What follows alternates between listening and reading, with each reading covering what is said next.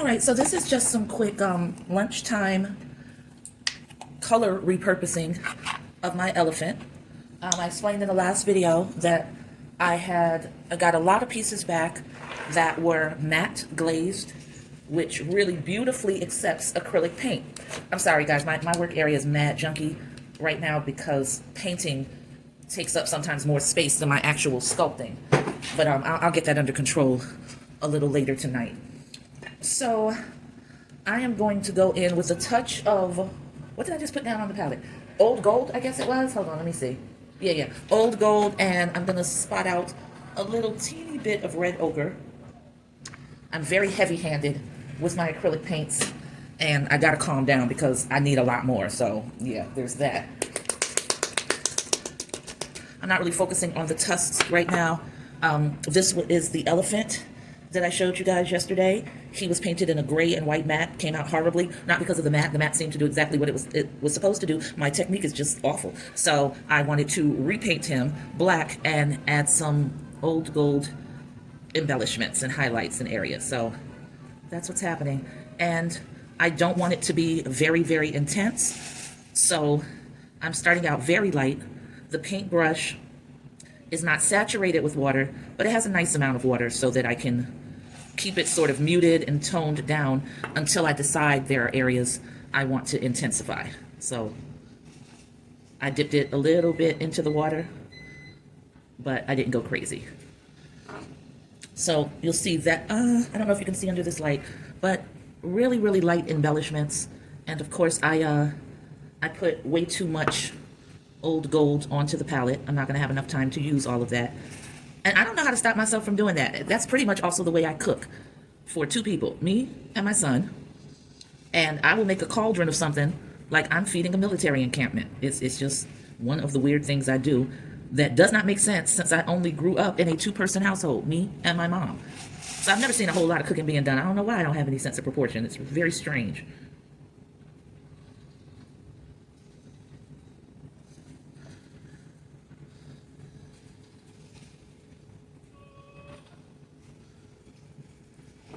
Sorry, I keep taking it out of the camera range. It's another issue of mine. And I'm only very lightly dabbing the paintbrush bristles, the outermost paintbrush bristles against the outermost layer of old gold that I put onto this palette. Because I'd rather discover that I want more and be able to add it than to put too much on and then have to add another layer of black. I'm not interested in doing that at all. This has 2 coats of black, and I think that's perfect. So see, that's what the ear is looking like right now. And the same thing, just areas, very light, very hinted at. And that's just to make this gold pop so that this piece is not flat and it catches some light and looks a little more interesting than it would if it was just black.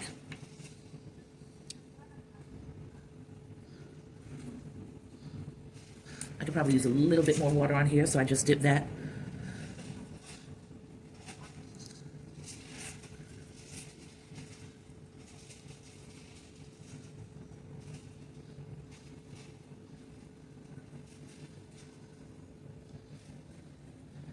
And I got a little more intense on that area because I want to. That's it, because I want to. I'm not looking at a reference photo right now. I don't know if that was the wisest thing to do, but it's what I felt to do, and that's enough.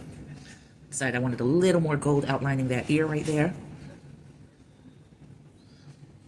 I didn't like that too much, so I'm just brushing it off with my thumb.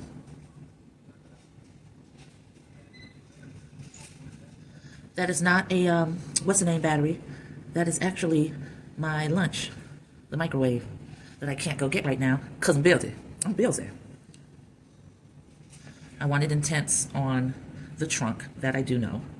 So I'm not dipping liberally, but I'm not going into it as timidly as I was a second ago. And I'm being bold with the swipes.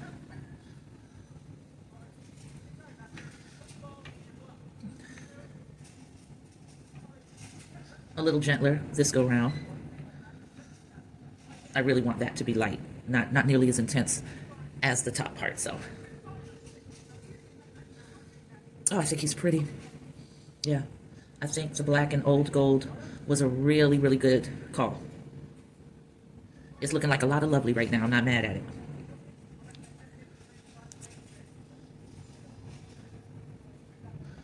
Yeah, I'm not mad at this at all.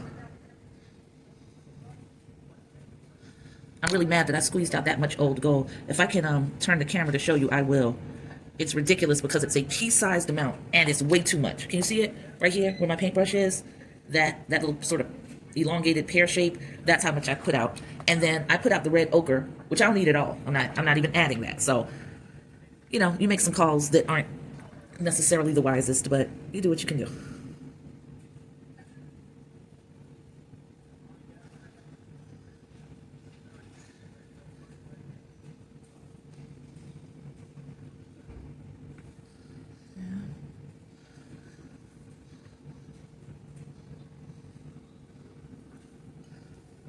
Yeah, we'll just take, what is that? Okay, nothing. And just, you know, splay a little bit across there. And then I'm actually going to go eat my little microwave lunch. And that will have been our session for the day. Now, I am going to come back in because I don't want these stark white like this. I want it to be sort of a, not eggshell white, because I don't even want it that bright. I have this color called khaki. And I'm just putting a little bit of it on the brush so that you can see. Can you see? That's the color khaki that I have. And I'm going to mix that. I'm going to mix that with white. I have the white somewhere. If it's still usable. My paints are so old right now that I really need to get a whole new set of acrylic paints. And that's particularly necessary since I can tell you right now, I'm going to be painting my sculptures. I'm most happy with having that level of control. That's what makes me feel good and confident. And I'm going to go with that. Definitely going to go with that. So, you know, as money permits, I'm going to definitely stock up. So I don't know if you can even see that. It's barely making a difference, and that's what I want, but it's not a stark white. Mixing it with the khaki was a good idea. Gives it a little bit of flavor and tonality without doing the most. And I'll go in there with a fine liner brush and, you know, really clean up the yucky parts. I want to make it darker on the underside, so that's what I'm doing now. I just pretty much dipped straight into the khaki. And I'm bringing it up and around to give it, you know, a little bit of dimension there. And I'm happy with that. Now I just wiped the brush off. I just wiped the brush off because I want to blend. And because this is coming from the underside, I'm starting with the khaki. And I can just dip into the white and blend that all in. And see, and that's the beauty of using acrylic paint on my sculptures. I'm pretty damn comfortable with acrylic paint at this point. With the glaze, it's always surprise, surprise, surprise, surprise. You just don't know what the hell's gonna happen. So, and I'm not skilled enough with the glazes to blend and, you know, try little things that are gonna make things come out the way I need them to. So I need the level of control that I'm used to, which is this. So this is where we're going to stop. Go ahead and put that in the water, and I'll get you another close-up of this fellow. Just in a second, let me clean out my brush some. So anyway, yes, that is a piece that came out horrifically glazed, like there was just nothing attractive about it. And now, with using a matte glaze over it, which the acrylic adheres to very, very well, I was able to go in, paint the whole thing black, add old gold embellishments, add khaki and white to the tusks here. I have to go over, you know, and cover areas that I'll catch and see where I could have done a better job. Like that black doesn't need to be right there. I'll be able to cover that out. But this is a really, really pretty piece. Like, I cannot wait to link him up with whatever jewelry he's going to have. And it's going to be minimal. I definitely want these to be more so like, you know, 1 or 2 bead pieces with the, you know, the pendant being the main focal point. So I might end up pairing it with something like that, you know, and that's how he'll rest.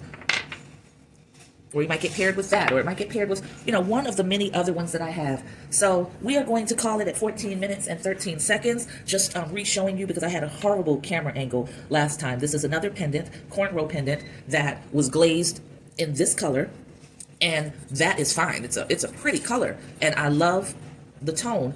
But what I found was all of it being painted that color made it very flat. So I went in and added red ochre, yellow gold, burnt umber, and now that's a piece that ends up being very pretty. These would be nice pieces to pair with it. even though they don't sit like this, they sit like that. So I don't know what I'm going to do. Yeah, I don't know. I don't know what I'm gonna do. I'll figure something out. I love the way that looks, but I don't know how I would rig it so it would work. Actually, I think I do. So that's going to be a pendant right there. I was showing you stuff that you couldn't see. I went off camera again. Apologies. I was saying that this piece is set to sit like that. And, you know, I guess it can, but I really like the look of this. So I'm going to find a way to rig the leather string that makes up the necklace and make that happen.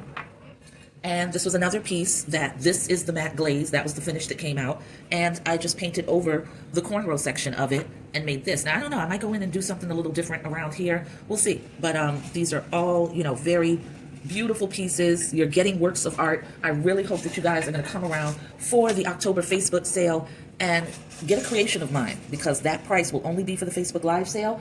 And once it goes up onto the website, if it's not acquired during the Facebook Live sale, the price is going to be considerably more, and it won't be dropping. It'll just stay up there forever.